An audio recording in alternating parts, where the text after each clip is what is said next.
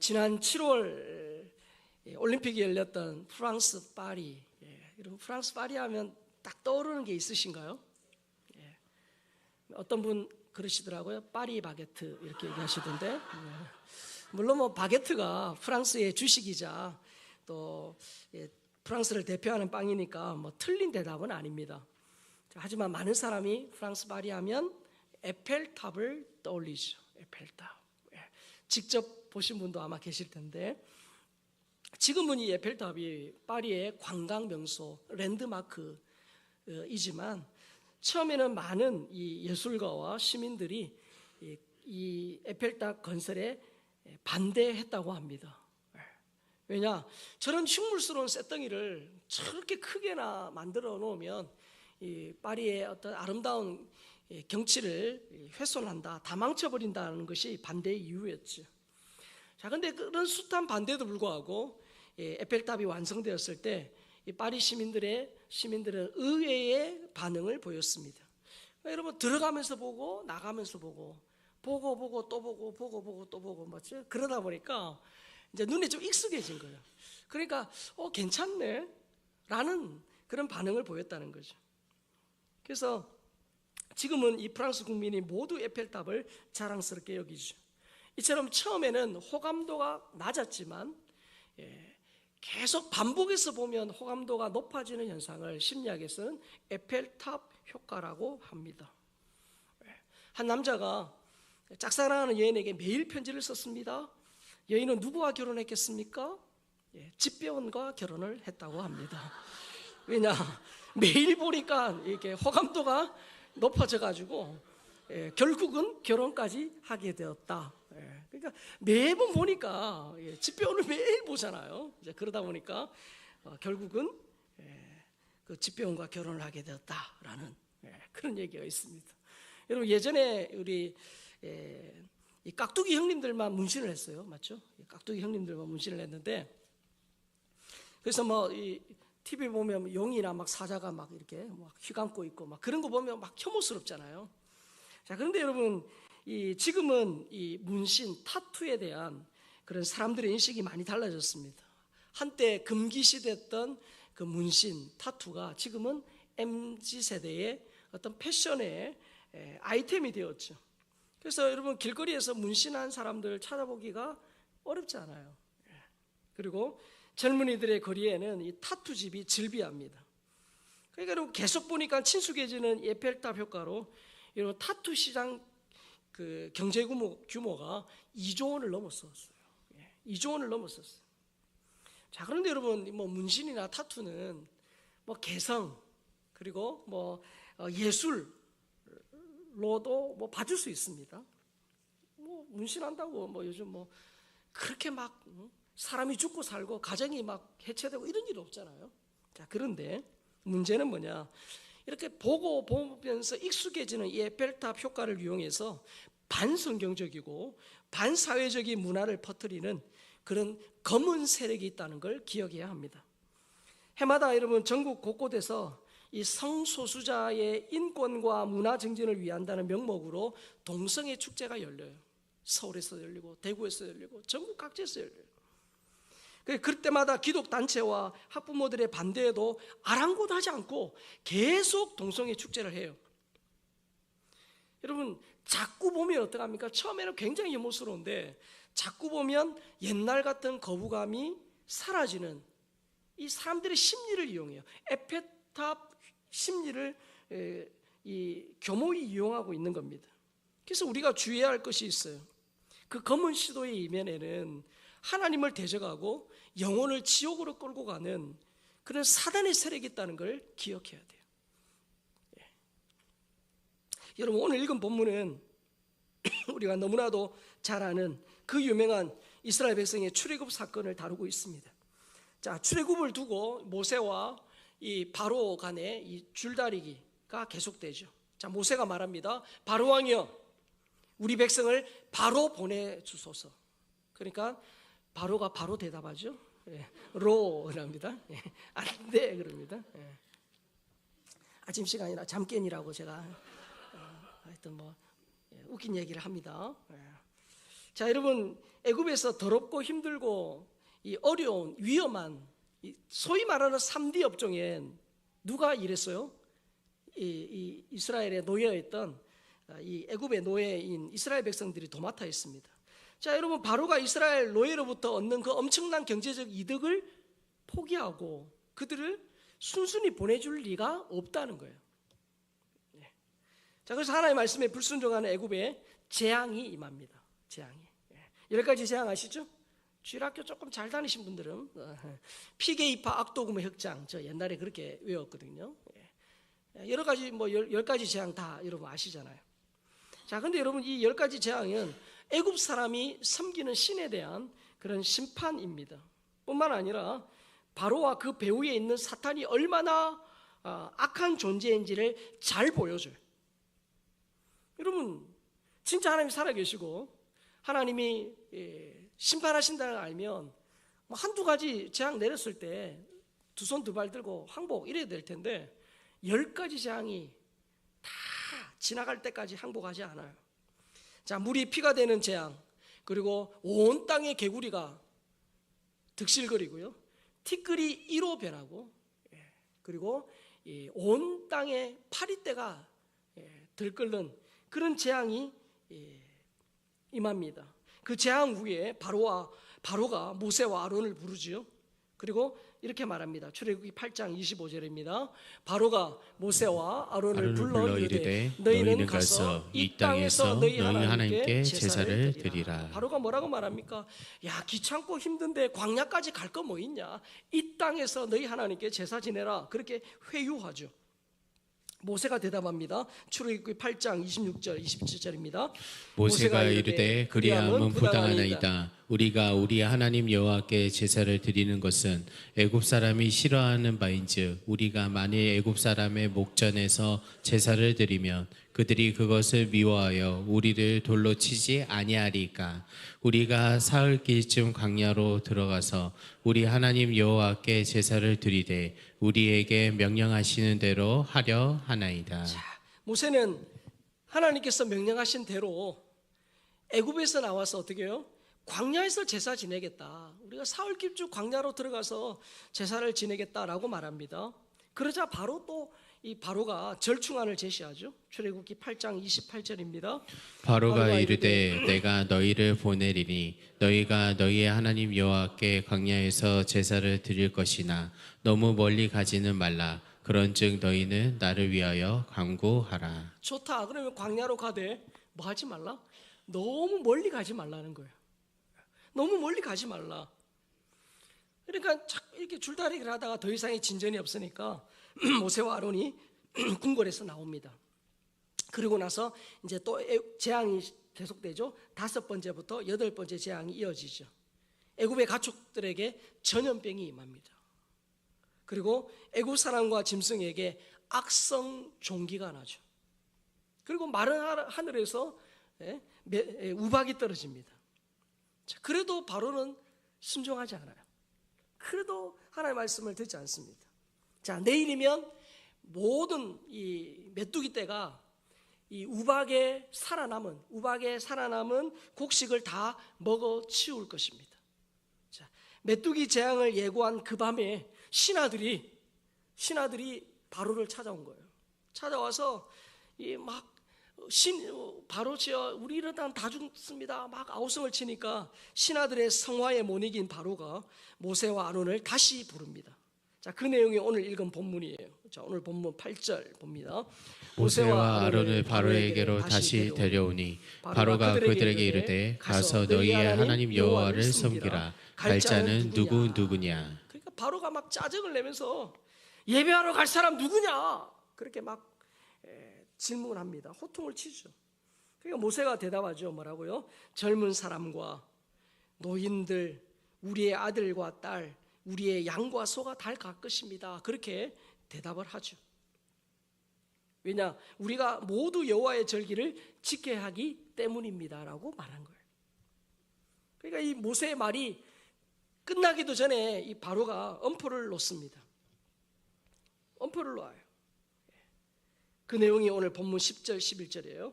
같이 읽습니다. 시작. 바로가 그들에게 이르되 내가 너희와 너희의 어린아이들을 보내면 여호와가 너희와 함께함과 같으리라. 보라 그것이 너희에게는 나쁜 것이니라. 그렇게 하지 말고 너희 장정만 가서 여호와를 섬기라. 이것이 너희가 구하는 바니라. 이에 그들이 바로 앞에서 쫓겨나니라. 자, 바로가 인상을 쓰면서 뭐라고 말합니까? 너희 장정만 가라. 애들은 두고 어른만 가라, 그렇게 말합니다. 자, 그러니까 어떻게 해요? 모세와 아론이 또 나옵니다. 모세와 아론이 왕국에서 쫓겨나고 메뚜기가 애굽 전역을 덮지요. 그러니까 여러분, 바로가 얼마나 악한 존재인지, 그 배후에 있는 사단의 세력이 얼마나 끈질긴지 이스라엘 백성들을 보내지 않습니다. 자, 그러니까 하나님 말씀하신 대로 9번째 재앙인 흑암이 애굽 전역에 임하지요.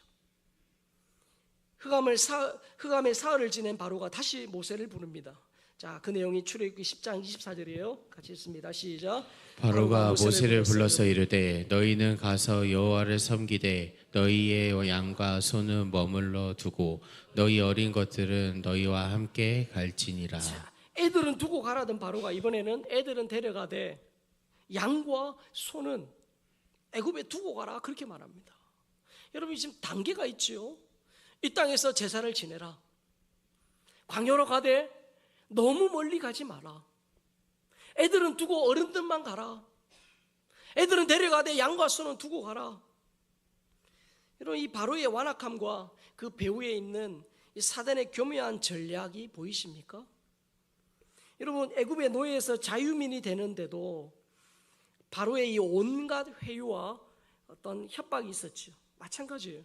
흑암의 권세 아래에 있는 그 사람, 죄의 노예가 되어서 예수님도 모르고 천국도 모르고 이 땅이 그냥 전부인 양 돈을 향해서, 쾌락을 향해서 달려가는 그 사람들, 예수 믿지 않는 그분들 여러분, 그들이 예수를 믿고 천국 백성이 되는 과정에 이 마귀의 회유와 협박이 있을 수밖에 없다는 거예요.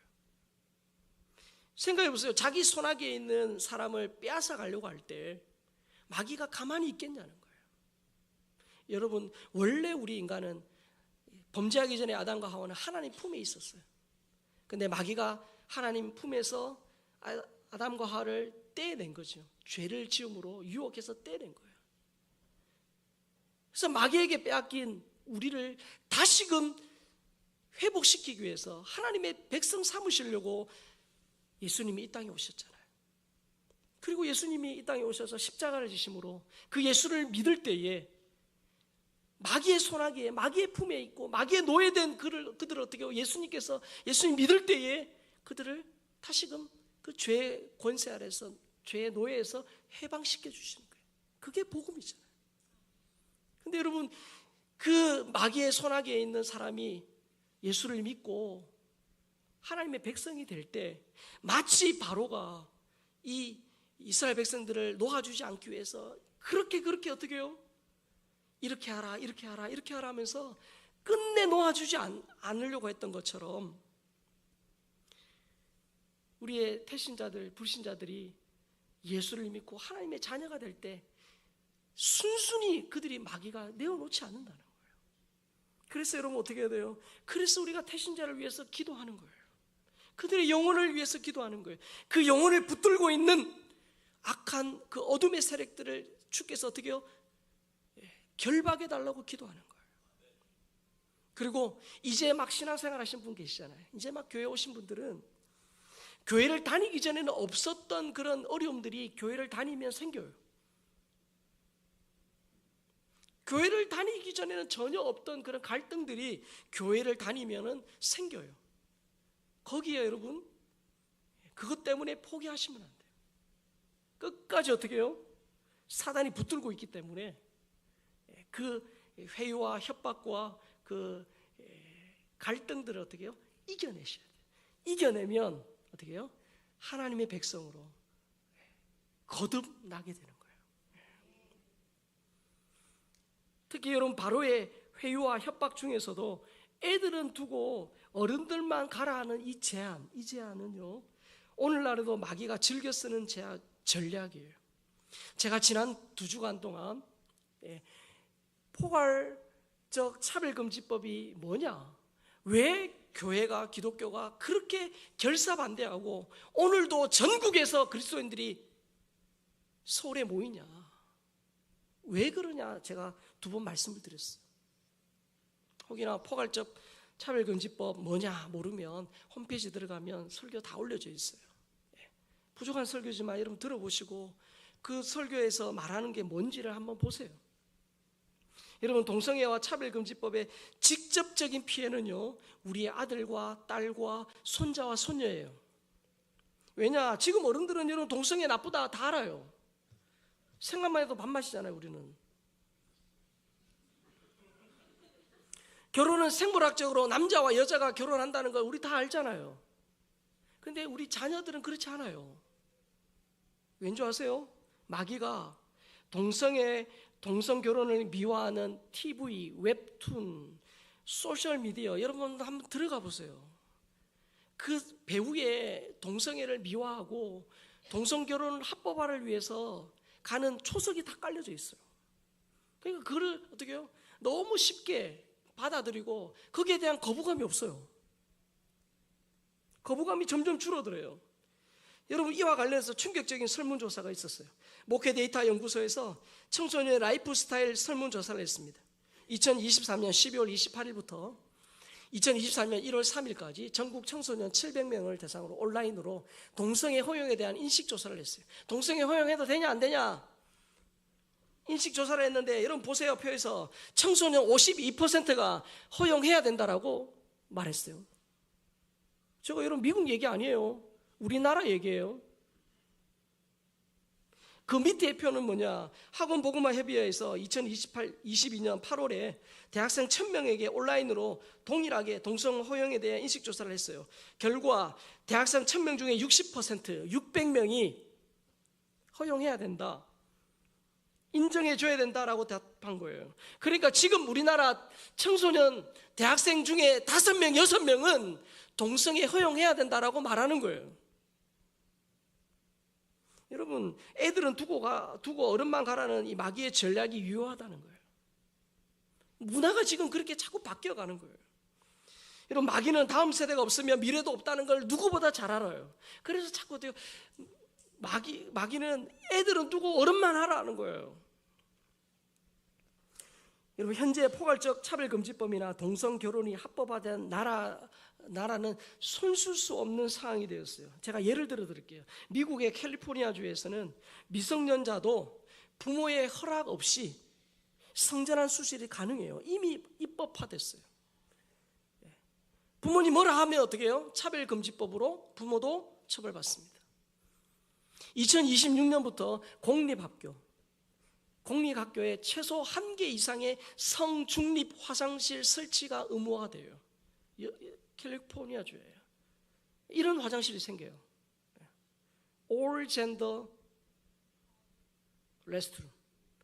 여기는 내가 남자였는데 여자가 되든, 여자였는데 남자가 되든, 나는 제3의 성이든 누구든 저기를 다 들락달락 할 수 있다는 거예요. 그러니까 우리 화장실 어떻게 돼 있어요? 지금 남성, 여성 돼 있잖아요. 맞죠? 네.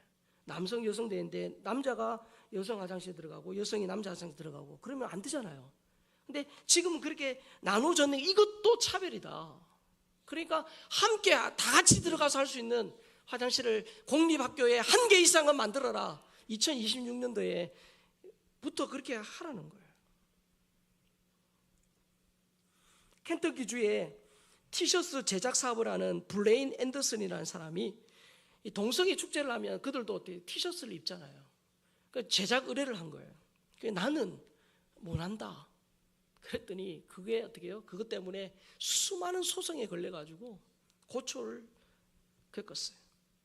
영국 2010년부터 개별적 차별금지법, 제가 개별적 차별금지법 말씀드렸어요. 그건 좋은 거예요. 자, 개별적 차별금지법을 통합해서 포괄적 차별금지법이 2010년부터 영국은 시행되고 있어요. 자, 그런데 16세에서 24세, 우리 중고등학생 청년들이에요. 16세에서 24세 연령층이 65세 연령층보다 동성 성행위를 할 가능성이 5배가 높아요. 그리고 성전환 시술을 희망하는 사람, 나 성전환 수술 하고 싶어 하는 사람이 2009년도에 2010년도에는 97명이었는데 8년 사이에 2017년에서 2018년에 2519명, 4415%, 444배가 증가한 거예요. 그리고 이 성전환 시술을 원하는 아동 중에 45명이 6세 이하, 그리고 가장 어린 아이는 4세래. 6세 4세 아이가 유치원에서 배워가지고 나 여자 될래 남자 될래, 나 남자지만 여자 되고 여자지만 남자 될래 라고 희망을 한다는 거예요. 거기다가 2009년도 2010년도에 실제로 40명의 여학생이 시술을 받았어요. 자, 그런데 8년이 지나서 2017년 2018년도에는 1806명, 즉 4515%가 45배가 증가한 거예요. 여러분, 이거는요 제가 어디서 지어낸 게 아니고, 제 목양실에 가면 동성애에 관련돼 가지고 책들이 많이 있거든요. 거기에 실제로 되어 있는, 실제로 그 사례를 조목조목 다 연구한 변호사가 계세요. 책이 이렇게 두꺼운 책이 2권이에요. 한 권은 내용, 한 권은 레퍼런스, 그러니까 이 내용이 어디에서 왔냐, 그 근거, 논문, 신문, 매스컴, 이것만 다 이렇게 목차 해놓은 게 있어요. 저 내용도 제가 그 책 그대로 내용을 가져온 거예요. 그러니까 여러분, 변호사가 뭐 없는 얘기 하겠습니까? 그랬다면 큰일 나잖아요. 실제 얘기예요. 자, 미국, 영국만 그러냐? 캐나다, 여러분, 세계에서 가장 강력하게 차별금지법을 시행하는 나라입니다. 캐나다 온타리오주에서는 자녀의 동성애 성향이나 성전환을 반대하는 부모의 양육권을 박탈하거나 제한할 수 있는 법안이 통과가 됐어요. 캐나다 통계청이 밝힌 성소수자 실태조사 보고서에 따르면 LGBT 성적 소수자잖아요. 이 LGBT가 젊은 층에 쏠려 있다. 젊은 층에서 두드러지게 나타나요. 15세에서 24세 연령층은 전체 인구의 14%임에도 불구하고 전체 LGBT의 약 30%를 차지합니다. 반면에 65세 연령층은 전체 인구의 21%인데 비해서 전체 LGBT의 약 7%예요. 그러니까 젊은이들에게 지금 이런 현상들이 많이 나타난다는 거예요. 왜 그러냐? 이유가 있어요. 왜 그러냐? 이 포괄적 차별금지법이 제정이 되고 나면 학교에서 의무적으로 성은 남성과 여성뿐만 아니라 제3의 성이 있다라고 가르쳐야 돼요. 그러니까 일찍이부터, 유치원생들부터 젠더 이데올로기, 이것을 주입식 교육을 해야 돼요. 지금 우리나라는 그런 법이 통과되지 않았으니까, 물론 뭐 학생 인권 조례에 의해서 이미 그렇게 된 때도 있는데 안 해도 되잖아요. 그런데 이 법이 통과가 되고 나면 해야 되고, 어릴 때부터 이런 얘기를 듣고 노출이 많이 되면 될수록 LGBT 비율이 급증하는 현상이 지금 어떻게 해요? 이미 포괄적 차별금지법이 통과된 나라에서 통계로 나오고 있는 거예요. 그러니까 그 나라들에서 크리스찬들이, 목회자들이 대한민국 교회를 향하여 울부짖으면서 호소하는 게 이거예요. 한국만은 막아달라. 왜? 통과되고 나면 돌이킬 수 없기 때문이에요. 포괄적 차별금지법이 통과되면 학교에서 남성과 여성 외에도 많은 성이 있다라고 가르쳐야 돼요. 언제든지 자기가 원하면 남자가 여자가 되고 여자가 남자가 될 수 있다라고 교육받습니다. 반면에 동성애의 신체적, 정신적 유해성, 위험성, 게이, 레즈비언들이 동성애하면 에이즈가 걸리고 이런 얘기하면 어떻게 해요? 혐오로, 차별로 처벌받아요. 그러니까 여러분, 어릴 때부터 이런 교육 환경에 노출되면 에펠탑 효과에 의해서 동성 결혼의 거부감이 자꾸 사라지는 거예요. 자기가 원하면 얼마든지 동성애와 동성 결혼도 마음대로 할 수 있습니다. 여러분, 이런 상황에서 창조 질서와 사회의 전통 가치가 무너지는 것은 시간 문제라는 거예요. 여러분, 대한민국에도 지금 이런 차별금지법 쓰나미가 몰려오고 있어요. 마귀는 우리의 다음 세대를 노리고 있는 거예요. 자녀들은 두고 어른들은 얼마든지 예배드리고 훈련받고 너희들끼리 잘하라 그렇게 말합니다. 하지만 어떻게 해요? 다음 세대가 없으면 미래도 없어요. 하나님의 특별한 은혜와 기적을 체험했던 어른들, 여러분들, 우리가 다 천국 가면 어떻게 해요? 한국교회도 미래도 심각한 위기를 맞이할 수밖에 없는 거예요. 그래서 여러분, 어른들이 천국 가기 전에 하셔야 될 일이 있어요. 자, 이런 마귀의 영적 도전과 전략을 잘 알고 경각심을 가지고 있어야 돼요. 일단 우리가 알아야 돼요. 지금 어떤 일이 벌어지고 있고 사단이 지금 어떻게 일하고 있는지를 우리가 알아야 돼요.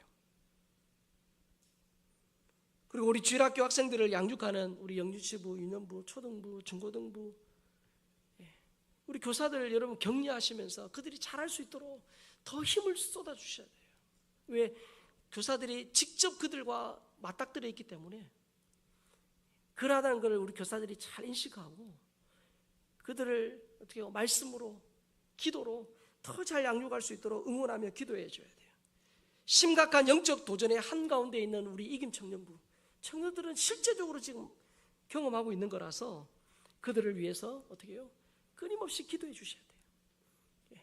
영적인 분별력을 가지고 그들이 그런 이 사단의 그 전략에 넘어가지 않도록 기도해 주셔야 돼요. 우리 다음 세대가 성경적인 바른 가치관과 세계관을 가질 수 있도록 우리 부모님들이 말과 삶으로 본을 보여주셔야 돼요. 진짜 예수 믿는 게 뭔지를 말과 삶으로 보여주셔야 돼요. 그래서 오늘 전국의 교회들이, 저 지방에 있는 교회들은 주일 오전 예배까지 그냥 안 하고 올라와요.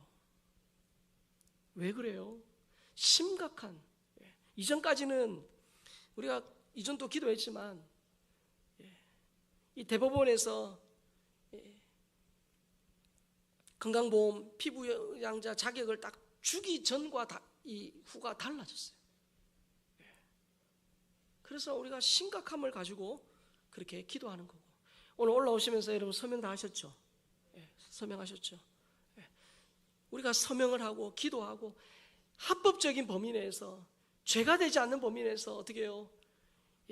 우리가 목소리를 내고 기도하고 하는 것들을 해야 돼요. 여러분, 다음 세대가 없으면 미래도 없습니다. 다음 세대가 다른 세대로 변질되지 않도록 믿음의 세대가 되고 복음의 세대가 되도록 기도해 주셔야 돼요. 부모님 여러분, 저를 포함한 부모인 여러분, 우리가 나태의 잠을 깨야 돼요. 여러분, 이런 시기에 기도 안 하면 언제 기도하실래요?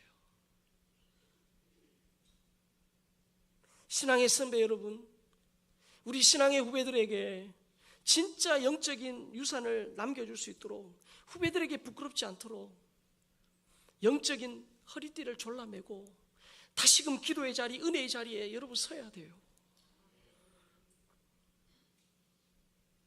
반드시 하나님께서 이 대한민국과 우리 다음 세대에 은혜를 베풀어 주실 줄 믿습니다.